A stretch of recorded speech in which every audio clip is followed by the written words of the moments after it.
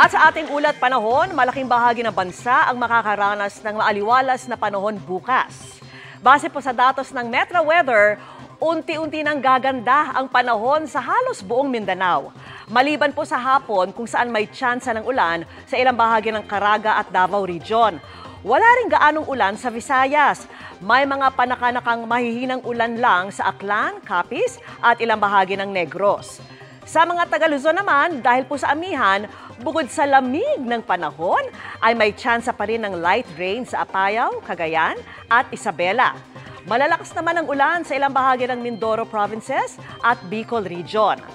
Maging alerto dahil posible yang magdulot ng pagbaha o landslide. Mababa po sa ngayon ang tsansa ng ulan sa Metro Manila pero magdala pa rin ang payong sakaling magka-thunderstorms.